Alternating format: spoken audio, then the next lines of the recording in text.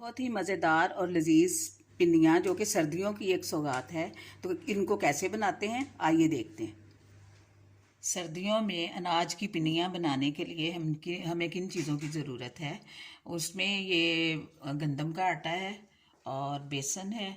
उसके बाद ये इसमें नट्स है। इसके अलावा भी जो अवेलेबल हों वो डाल लें, वरना अखरोट अगर हो तो वो कड़वा हो जाता है, इसलिए उसको नहीं शामिल करेंगे। बादाम शामिल करेंगे और उसके बाद ये गुड़ शामिल कर लेंगे, और अगर मिठास कम हो तो थोड़ी सी चीनी को भी हम ऐड कर लेंगे।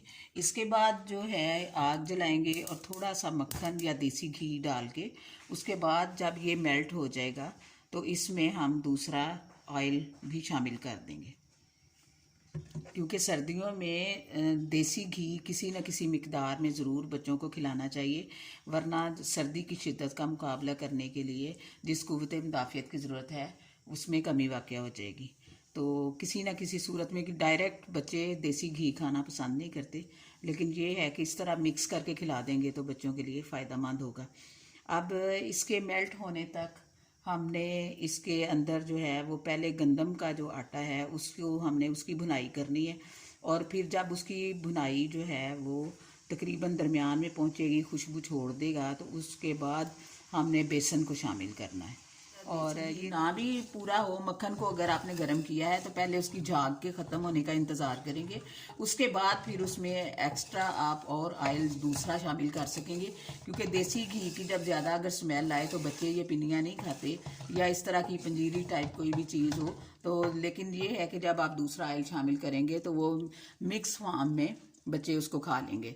तो इसके बाद जब हम आटा जो है गंदम का उसकी भुनाई करेंगे तो इसके लिए 30 मिनट का वक्त दरकार होगा, और उसके बाद जब वो साथ ही फिर बेसन को भी शामिल कर देंगे, और ये भुनाई तकरीबन 30 से 40 मिनट तक रहेगी। तो इसके बाद का प्रोसेस हम बाद में आपको बताएंगे। अब ये झाग ख़त्म होगी तो उसके बाद हम जो गंदम का आटा है उसको शामिल करेंगे, और उसको थोड़ा सा भूनने के बाद फिर हम बेसन को ऐड कर लेंगे। अब ये गंदम का आटा जो है वो इसमें हमने शामिल किया है, और उसके बाद इसमें इसको अच्छी तरह जो हिलाएंगे ताकि ये नीचे ना लगे, और आग को थोड़ा सा आहिस्ता रखेंगे ताकि मध्यम आग के ऊपर ये इसका भुनाई जो है उसका प्रोसेस इसका कंप्लीट हो जाए। और जैसे ये भूनना शुरू होगा इसकी खुशबू से अंदाज़ा हो जाएगा। और दूसरा फिर ये है कि इसको इस तरह से मिलाना है कि इसकी गुठलियाँ ना बने, और उसके बाद जब ये भुनेगा तो ऑयल छोड़ेगा खुद ब खुद, जिस तरह हलवे में सूजी जो है वो भुनने के बाद उसमें थोड़ा सा ऑयल छोड़ती है और किनारों से घी जो है वो नुमाया नज़र आना शुरू हो जाता है। अब ये गंदम का आटा जो है वो देखें किस तरह उसका भुनने का प्रोसेस जो है शुरू हो चुका है। गंदम के आटे को इसमें शामिल इसलिए करते हैं कि जब अलसी की पिनियाँ भी बनाएं तो उसमें भी गंदम को भूनकर और उसको उसके बाद ग्राइंड करके उसको शामिल किया जाता है। गंदम के अंदर एक अपनी कुदरती तौर पर गरमाइश और इसकी एनर्जी होती है जो कि ह्यूमन बॉडी में बहुत मेन रोल प्ले करती है उसको बिल्डअप करने के लिए ग़िज़ाइयत के एतबार से। और सर्दियों में भी ये ऐसी चीज़ें जो हैं वो बच्चों को खिलानी चाहिए ताकि बच्चे जो हैं वो सर्दी का मुकाबला कर सकें। अब इसमें इस स्टेज के ऊपर जब ये बुलबुले इस तरह बनने शुरू हो जाते हैं तो उसके बाद हम इसमें थोड़ा थोड़ा करके बेसन को ऐड करेंगे, और साथ साथ इसको कंटिन्यूसली हिलाएंगे ताकि इसकी गुठलियाँ ना बने, और इसको हल्की आंच पर ही भूनने का प्रोसेस जो है वो इसको कंप्लीट करना है, ताकि इसके साथ मुसलसल इसको चमचे के साथ इस तरह हिलाएंगे, और भुनने के बाद इसकी एक मखसूस खुशबू जो है वो आनी शुरू हो जाती है। जिस तरह बेसन का हलवा बनाएं या उसका सूजी का बनाएं तो उसमें किनारों से ये ऑयल पकने के बाद ऑयल छोड़ देगा।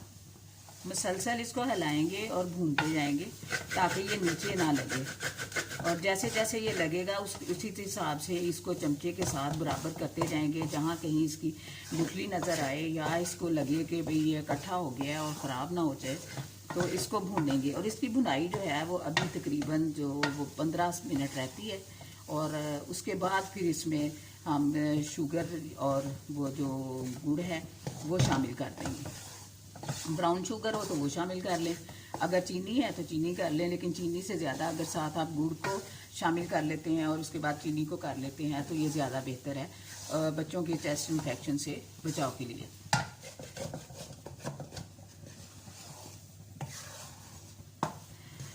अब इसकी भुनाई करते हुए जिस तरह हलवे को ऑयल छुड़ाने के लिए उसको हिलाया जाता है आगे से पीछे, उसको करेंगे जितना ज़्यादा इस तरह उसको हिलाएंगे उतना ज़्यादा ही ये ऑयल छोड़ेगा और इसके अंदर वो ऑयल जो है वो जज्ब हो जाएगा। और उसके बाद इसको जो है वो भूनने के बाद फिर आप इसमें शुगर को ऐड करेंगे, और या शक्कर को पहले ऐड कर लें फिर शुगर को कर लें। अगर मिठास कम महसूस हो फिर चीनी को लगाएं साथ, अदरवाइज़ आप उसको गुड़ को ही डाल लें। और अगर खाली गुड़ में ही आप बनाना चाहते हैं तो वो भी आप कर सकते हैं। ये देखें इस तरीके से जब हम इसको चम्मच को हिलाएंगे, बार बार इसको आगे पीछे इसको करेंगे तो ये देखें इसके अंदर दरारें सी पड़ेंगी और उसके बाद बबल बनेंगे, और ये इस चीज़ की निशानी है कि ये भुन गया है। और इसका रंग भी जो है वो ब्राउन हो गया है। जिस तरह रोटी पक जाए तो रोटी का कलर हो जाता है, तो इस तरह ये बेसन और गंदम का जो मिक्सचर है इसको ये देखें इस तरह इसकी भुनाई हो जाएगी। और इसके बाद हम इसके अंदर गुड़ शामिल कर लेंगे, क्योंकि इसका तकरीबन 30 मिनट का अरसा पूरा हो गया। और इसके बाद इसको ये गुड़ को इसके अंदर शामिल करेंगे और ये शीरे की तरह बन जाएगा। अब इसके बाद ये है कि अगर आप इसको कर लेते हैं, इसी में मिठास आपकी पूरी हो जाती है तो फिर चीनी को आप ना शामिल करें, अगर कम लगे तो फिर उसको शामिल करें। और उसके बाद आप इसको इसी तरह मुसलसल हिलाएं और आग को कम रखें।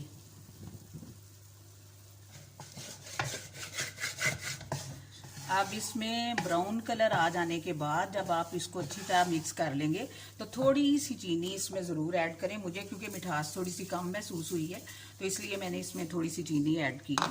और यानी एक किस्म का समझें कि इसका प्रोसेस पूरा हो गया, क्योंकि इसकी भुनाई भी मुकम्मल हो गई है, शक्कर भी ऐड कर दी है, और उसके बाद जो कम मिठास थी थोड़ी सी फील हुई है उसके लिए मैंने इसमें थोड़ी सी चीनी शामिल कर दी है।